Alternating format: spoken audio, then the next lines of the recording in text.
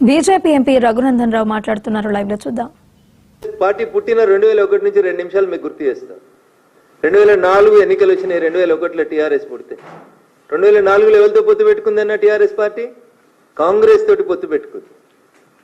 గులాం నబీ ఆజాద్ గారితో పాటు పిసిసి అధ్యక్షుడు వాళ్ళ ఇంటికి పోతే 2004లో పొత్తు పెట్టుకుని రాష్ట్రంలో కేంద్రంలో 2 చోట్ల మంత్రులు ఉన్నది టీఆర్ఎస్ ప్లస్ కాంగ్రెస్. ఆ తర్వాత 2009 వచ్చిందన్న. 2009 రాగానే క్వైట్ కాంట్రడిక్టరీ. అప్పటిదాకా తిట్టిన సిపిఎం తోటి పొత్తు పెట్టుకున్నారు, సిపిఐతో పొత్తు పెట్టుకున్నారు, తెలుగుదేశం పార్టీతో పొత్తు పెట్టుకున్నారు, మహాకూటమి అని చెప్పి పొత్తు పెట్టుకున్నారు. పొత్తులు మీరే పెట్టుకుంటారు. 2004లో ఒక పొత్తు, 2009లో ఒక పొత్తు, 2014 తెలంగాణ వచ్చింది. ఏం చేసిర్రు? మేము విలీనం చేస్తాం, మాకు దర్శనం ఇస్తే చాలు, మమ్మల్ని కాళ్ళు మొక్కనిస్తే చాలు, మొత్తం కాందాని వస్తామని పోయిర్రా పోలేదా? దండం పెట్టిర్రా పెట్టలేదా? ఫోటోలు దిగిర్రా దిగలేదా? పొత్తులు మీరే పెట్టుకుంటారు, విలీనాలు మీరే చేసుకుంటారు, మీరే ప్రకటనలు చేసుకుంటారు, మీరే ఆలింగనాలు చేసుకుంటారు. పోనీ ఎన్నడైనా బీజేపీ తోటి మీకు మాకు ఏమైనా పొత్తు ఉందా? ఇవాళ ఈ రాష్ట్రంలో భారతీయ జనతా పార్టీ ఒంటరిగా ఎదుగుతున్న బీజేపీని ఇచ్చేసేందుకు చెత్త పంచాయతీలు, చెత్త స్టోరీలు తప్ప ఏముందన్న అందులో? ఎవరు అడిగారు నేను విలీనానికి? ఎవరు అడిగారు నేను పొత్తు పెట్టుకోమని? నీతో పొత్తు పెట్టుకోవాల్సిన అవసరం మాకేముంది? 2014 నుంచి 2018 మీ నాయన పరిపాలన తర్వాత 19 ఎన్నికలలోనే మేము 4 ఎంపీలు గెలిచిన వాళ్ళం. 2019 ఎన్నికలలోనే 4 ఎంపీలు గెలిచినాం. 24కి వచ్చేసరికి 4ను 8 చేసుకున్న వాళ్ళం మేము.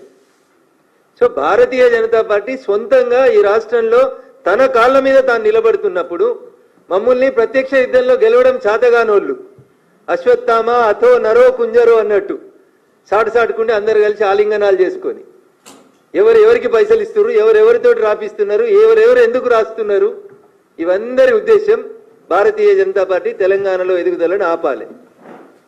ఇది అయ్యేది కాదు, అది పోయేది కాదు. మేము చాలా స్పష్టంగా ప్రజల మనసులు గెలుచుకొని ఓట్లు పోతున్నాం తప్ప మేము పైసలు పంచాయతీ చేస్తలేము. మీ దగ్గర మస్తు పైసలు ఉన్నాయి, మస్తు పైసలు ఇచ్చిర్రు.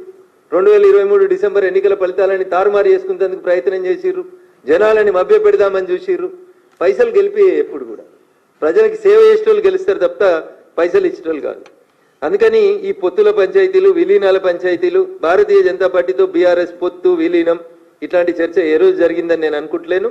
మా హైకమాండ్ తోటి కూడా ఎవరు జరిగింది చేసిందని కూడా పార్టీ పెద్దల దృష్టిలో అయితే ఎక్కడ లేదు. అయినా నేను ఒకటి అడుగుతాను, ఊకే చిట్ చాట్ ఏందన్నా? ధైర్యం ఉన్నది కదా నీకు? డైరెక్ట్ ప్రెస్ మీట్ పెట్టు. చిట్ చాట్ ఏంది అంటే మీడియా మిత్రులు ఏదో గోల్మాల్ చేస్తుందిక? తెల్లారి పేపర్లో ఒక వార్త వచ్చి అందరు దాని మీద విరుచుకపడితే లేలే నేను అనలేదు, మీడియా తప్పుగా రాసింది, మీడియాకి తప్పుగా అర్థమైందని చెప్పుకోవడం. ధైర్యం ఉంటే ప్రెస్ మీట్ పెట్టుర్రి, పెట్టి చెప్పు మా అన్న నా మీద పేడ్ ఆర్టికల్స్ రాపిస్తుండు, ఇగో పలానా టీవీ ఛానళ్ళు పేపర్లు నా మీద తప్పుడు వార్తలు దుబాయ్కి వెళ్ళి రాసినాయి, వాటి మీద కేసు పెట్టుర్రి. చిట్ చాట్ ఎందుకన్నా? ఏంది చిట్ చాట్ అంటే? తప్పించుకుంటేందుకు మార్గమా? ఆ పేపర్ వాళ్ళు తప్పు రాసిరు, ఆ పేపర్ వాళ్ళకి నా భాష అర్థం కాలేదని చెప్పుకోవడానిక? Put on paper. నాయనకే ఉత్తరం రాయగలిగిన దమ్ము ధైర్యం ఉన్న వాళ్ళం మనం, మస్తు 100 ఉత్తరాలు రాసిన వాళ్ళం మనం. ప్రెస్లో కూడా ఒక ఉత్తరం రాస్తే అయిపోతుంది కదా పాపం, వాళ్ళని ఎందుకు గోసపెట్టు? నేను అనలే, నేనన్నా, నువ్వు అనలే, నేనన్నా, ఇవన్నీ ఏం పంచాయతీలు? Why chit chat? అంటే తెలుగు మీడియా వాళ్ళకి అంత అమాయకం కనబడుతుర్రా ఏంది మీకు? డైరెక్ట్ ప్రెస్ మీట్ పెట్టుర్రి, డైరెక్ట్ చెప్పుర్రి, ఉన్నట్టు చెప్పుర్రి, కుండబద్దలు కొట్టినట్టు. లేనిదెందుకు? లేని మాటలు ఎందుకు? లేని పంచాయతీలు ఎందుకు? కాబట్టి కవిత గారికి నేను చెప్పదలుచుకుంది ఏంటంటే, మీరు మీ కుటుంబ పంచాయతీ, మీ ఆస్తుల పంచాయతీ, మీ పార్టీల పంచాయతీ, మీ వారసత్వ పంచాయతీ, మీ అన్నతోటి మీకు పంచాయతీ, మీ సీట్ల కోసం పంచాయతీ, నీకేమన్నా శాసన మండలిలో ఫ్లోర్ లీడర్ పంచాయతీ, ఇట్లాంటివి ఏమన్నా ఉంటే మీరు తెలుసుకోండి. శాసన మండలిలో ఫ్లోర్ లీడర్ తిరిగిపోతే కొట్లాడుకో మీ నాయనతో తలపెట్టుకొని. దానికి చిట్ చాట్ల పేరిట మా పార్టీని, భారతీయ జనతా పార్టీని అనవసరమైనటువంటి వివాదంలోకి లాగొద్దని సోదరి కవిత గారికి నేను ఈ సందర్భంగా చాలా స్పష్టంగా చెప్పదలుచుకున్నాను.